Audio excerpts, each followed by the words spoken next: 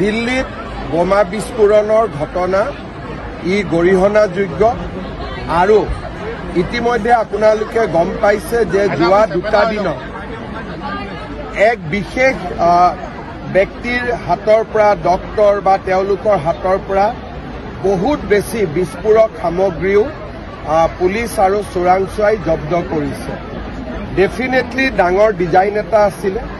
মই আশা কৰিছোঁ যে আজি গধূলি ফাললৈকে আমি আৰু বেছি আমি ভাল ছবি এখন আমি দেখা পাম। সকলো জনগণ একত্ৰিত হ'ব লাগিব, দেশত যাতে সন্ত্ৰাসবাদে আকৌ মূৰ দাঙি উঠিব নোৱাৰে।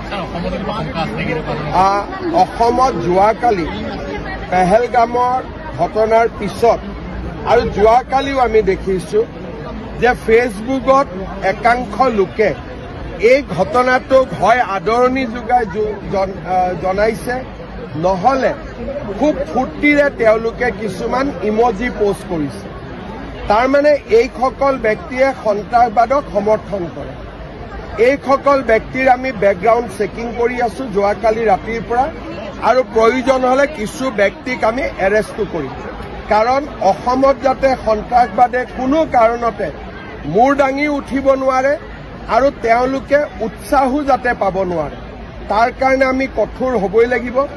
যোৱাকালিৰ পৰা আমি লক্ষ্য কৰিছোঁ যে এছাম লোকে বিৰাট ফূৰ্তি পাইছে, আৰু যদি সন্ত্ৰাসবাদ আক্ৰমণত মানুহ মৃত্যুৰ পিছত কোনোবাই যদি ফূৰ্তি পাব পাৰে, তাৰমানে তেওঁলোকেও সন্ত্ৰাসবাদক প্ৰত্যক্ষ বা পৰোক্ষভাৱে সমৰ্থন কৰে। মই ইতিমধ্যে ডিজিপিক নিৰ্দেশ দিছোঁ যে এইবিলাক চেক কৰিব লাগে, কোন মানুহ ক'ৰ মানুহ, যদি অসমৰ হয় আমি তেওঁলোকক গ্ৰেপ্তাৰ কৰিব লাগে।